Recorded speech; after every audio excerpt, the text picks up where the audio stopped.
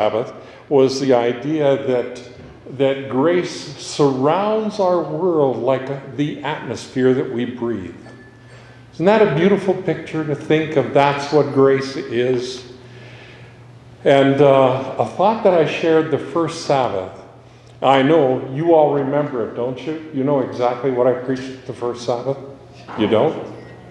Well, then I guess I'll have to preach it again. I shared this thought that if we understand grace, Satan's power is broken. Isn't that a powerful thought when you think of that? If we understand this concept of grace, Satan's power is broken. I believe that was in Review and Herald 1908, and I can give you the page number later if you need that. But I want to look at another verse. And I want to see if you can find grace anywhere in this verse. You've heard it before. You probably have it close to memorized. It's one that is unique to our Adventist church in a lot of ways. We look at this and say, here's what defines us. If I were to tell you it's in Revelation, where do you think we would find it? Okay, I'm going to narrow it down a little bit more. It's Revelation 14. Now where do you think we would find it? First angel's message. It's the three angels' messages. That's right. Starting in verse 6. And I want to look at that first two verses. Revelation 14, 6 through 7. And I want you to listen for the concept of grace in this, because I believe you're going to find it. Then I saw another angel flying directly overhead with the everlasting gospel to preach to those who dwell on earth, to every nation and tribe and language and people. And he said with a loud voice, "Fear God, give glory to him, for the hour of his judgment has come, and worship him who made heaven and earth, the sea and the springs of waters." Got that one memorized? Pretty close, right? You've heard it a few times. Where did you find grace in that section? Everlasting gospel. Everlasting gospel. Absolutely. It's right there. What is the everlasting gospel? According to this. Take a look at those verses. Do you find anything that we are supposed to be involved with? It says judgment. Worship. And with this creation as well, God gives life to all. Correct. When we look at that picture, we find grace wrapped up in that second part, or the third part, if we want to look at it that way. First part, everlasting gospel. Second part, the judgment concept, fear and give glory to God because the hour of his judgment has come. Third part, worship him who made heavens and earth, the sea, and the springs of waters. I'd love to unpack that one, because that one is rich. There's some things in that sometimes we overlook. But just first off, do you see grace in that one in any sense? Is God's grace that wraps our world around show up in the worship section? Well, he made the world. He made the world, that's right. Every time we step out, and in fact, right now is about the best time to step out, because it's been sunny and it's been warm. And what do you see? Evidences of grace popping up from the ground, out of the dirt, the flowers that are coming, and they're beautiful. The birds, I had a chance, I tend to enjoy photography, and I had a chance to find a particular bird that I haven't seen too often. And I got a chance to shoot it with my camera. Just make sure you're clear on that. But I had a chance, and it's just a beautiful example. I look at that and I say, there is God demonstrating grace to us in a perfect way. I love that. What about that second part? Fear God and give glory to him, for the hour of his judgment has come. How many see grace in that? Okay? How do you see it? Judgment in the Bible is for the righteous. For the saints. You're right. Absolutely. And it's interesting the way the word says, Fear God, give glory to him, because the hour of whose judgment is come? His judgment has come. So what does that mean?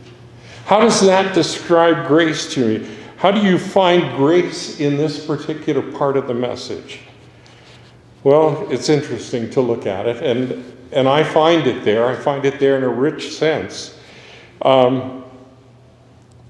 Why should judgment be a concern to individuals who have God so full of grace, as we've noted him to be, a God that comes running when we turn to him, a God that hunts us down so intently, even when we don't even know we're lost? Remember those parables, the three of them? Talks about God in that sense. If God is that way, why is judgment a concern? And I think it's important for us to take a look at that. And I want to do that with a particular story.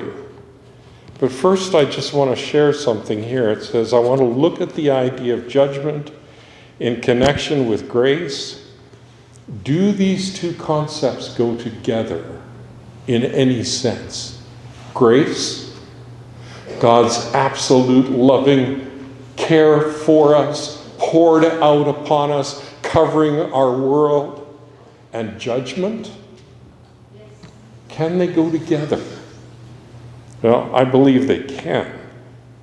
And I believe it's important for us to understand that. And I want to share with you a story. It's just a story in the Bible, simple story. But to me, it captures that idea of judgment and grace. And it wraps them all up together, because I believe that's what happens when we truly understand God and his love. And so the story, if you want to follow along, but I'm just going to give you the highlights of it. The story is found in Exodus. It's chapters 7 through 12. And if you know the story, you know that I'm talking about the plagues. Now, what does that have to do with grace? Interesting. Think of the experience. I love to get into these stories and try to put myself in the story in some way. And just think of what that must have been like. Here comes an 80-year-old man, kind of walks into town with a walking stick, and he says, it's time for us to go to the promised land. Do you believe him? He's an old guy. I mean, how would he know that it's time for us to go to the promised land? Listen, we're slaves here. We're being held here. We're not free to go anywhere. And so you wonder, what's he going to do? How is he going to free us if we're slaves? And so you look at him and you listen to his story and you think, well, here's just an old, deluded old man who doesn't know a whole lot. And then all of a sudden it changes just a little bit, because Pharaoh one morning goes down for his daily bath in the River Nile. And it's not his bathwater again. In fact, it's turned blood red. And it's not only the river, it's the streams, it's even the pots in the houses. They've turned blood red. I just kind of visualize it, if I happen to have been there, to walk beside the Nile, and all of a sudden I'm seeing fish that are dead, decaying. That's not bathwater. And you think, okay, maybe this man Moses knows something. Maybe he's aware of something. But Pharaoh hardens his heart. And if you read through the story, then came frogs, and then came the gnats, and then came the flies. And the flies are kind of interesting. Have you ever watched flies? Do they run into walls and just stop there? And do they fly through the air and all of a sudden back up and go somewhere else? Well, some flies do. But just think of what it must have been like. As you walked into the area of the Israelites, it's almost like the flies hit an invisible wall and they backed away. They weren't there. They weren't where the Israelites were. What did the Israelites do to deserve that? Nothing. They didn't. But God said, that far and no further. And so here's I would have loved to, I don't know about you, but I would have loved to have been there. I would have loved to have watched that. I would have walked into the Egyptians area, and all of a sudden I'm covered with flies, and then I slept over to the Israelite section, and all the flies disappeared. Wouldn't that be interesting? You know, it's interesting that the rest of the plagues, all of them, ran into that same border wall. And what did the Israelites do to deserve that? Nothing. Interesting. Interesting to think of it. Now we come down to the very last plague. Moses has already made himself so obnoxious to the Pharaoh that Pharaoh says, I don't want to ever see your face again. I'm done with you. And the Israelites are thinking, wait just a minute, Pharaoh, you've got to let us go. But Pharaoh says, I've had it. I'm done. I'm not going to. I'm finished. I've given you all the options. I've given you a bunch of choices. You haven't taken them. It's not going to happen. And then Moses comes over and he says, it's time to start packing. Start packing all those things that you want to take with you, because we're on a trip to the promised land. Now, how is that going to happen? How is that going to take place? How is it possible that they are going to be able to go when Pharaoh has said no? Impossible. But then the details start to unpack. And you begin to realize this is not just an ordinary plague. This is something more extreme than we've ever seen before. This is going to impact every home, one way or the other. One way there's going to be weeping and crying, and the other side is going to be joyful. Every home is going to be impacted by this. Judgment was going to fall that evening. And you had some choices to make. It was simple. It wasn't hard. God didn't make this terrible test to try to see if you're tough enough to be able to do it. All he said is, take a lamb, prepare it, take the blood, apply it to the doorposts. Simple. You know, you could stop and say, well, you know, that's just too simple. But I want you to think about it. Interesting to notice he didn't say take any lamb or any animal. He said to take one that was perfect, one without defect. And then he said apply the blood. Was it any blood? No, it was the blood of the lamb. And apply it with hyssop on the outside of the doorposts of your home and the lintel, across the top and on the sides.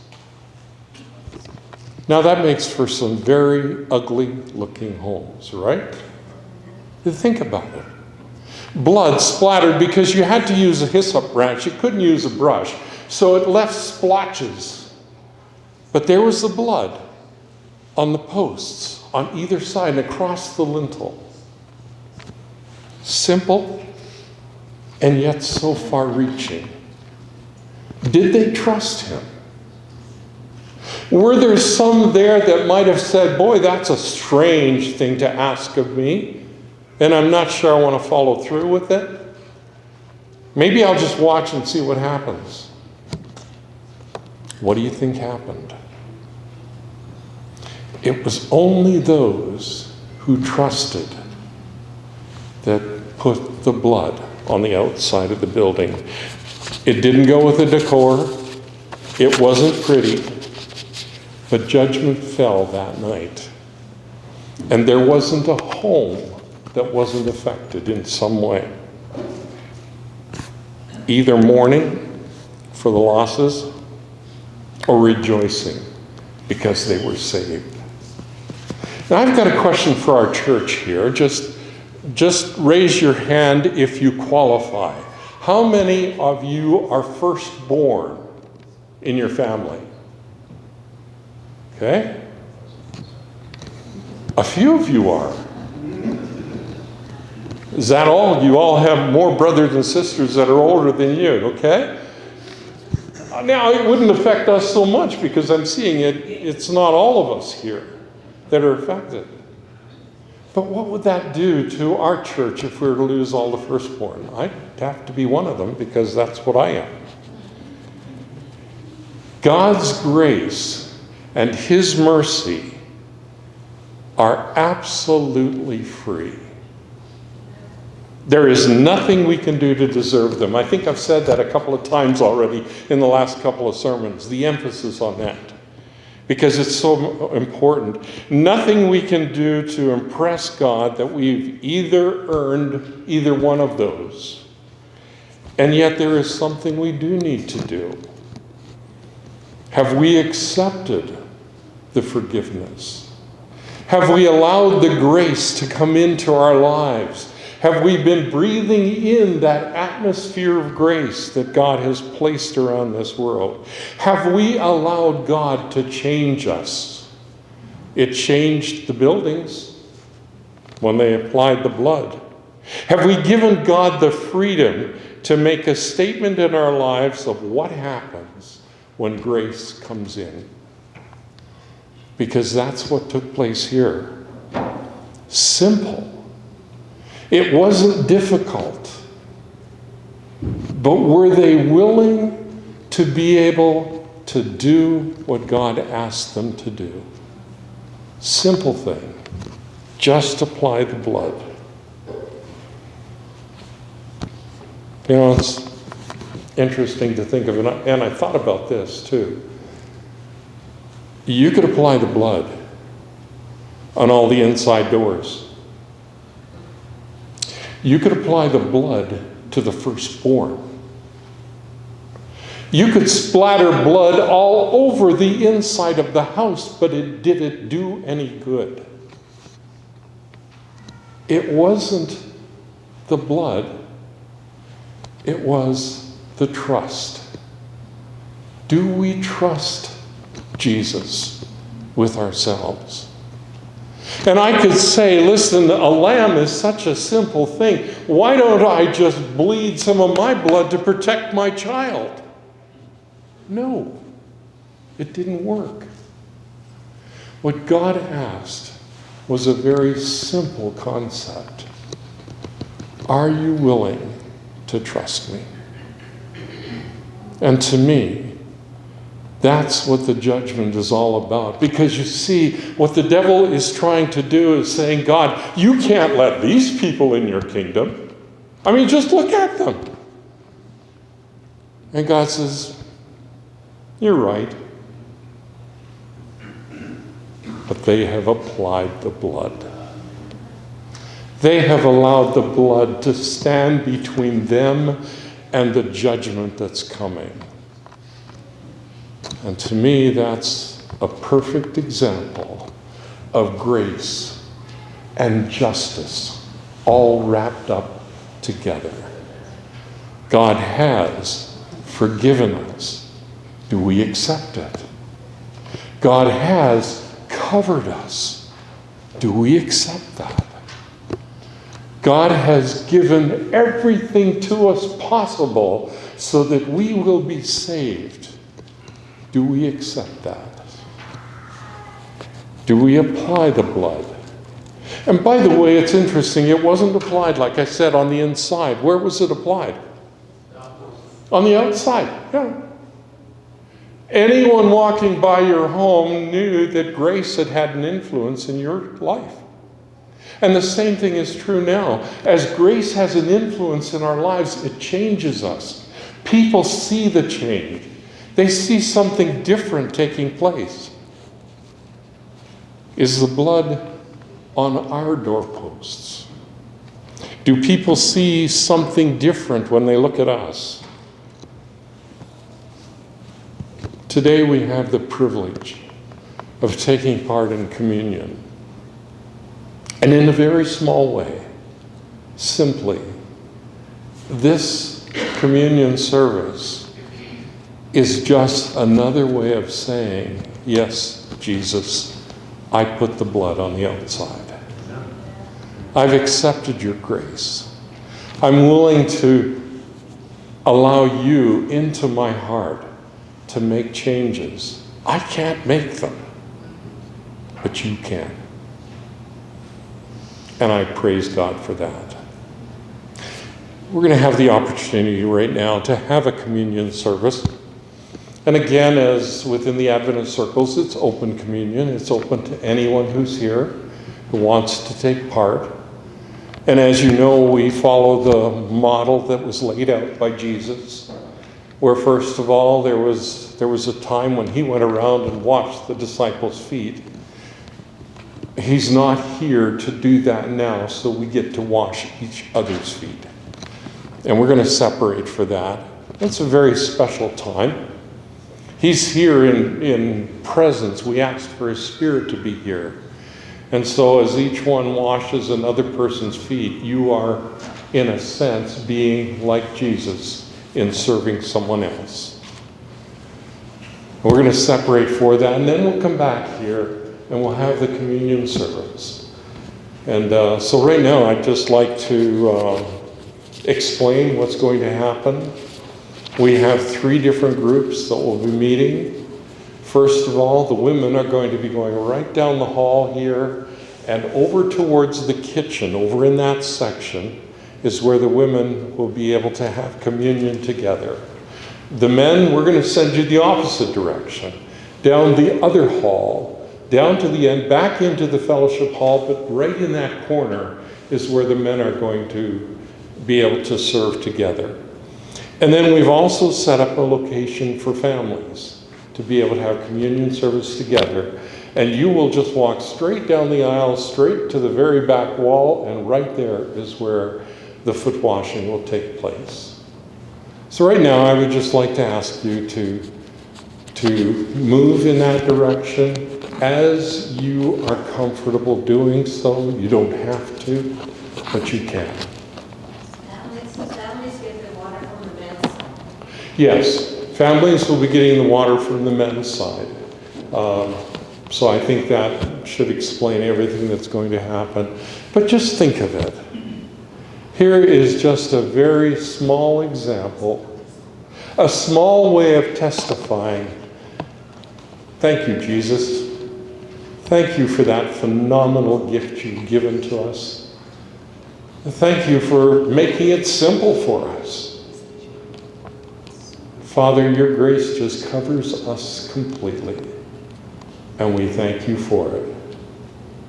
So let's separate at this time.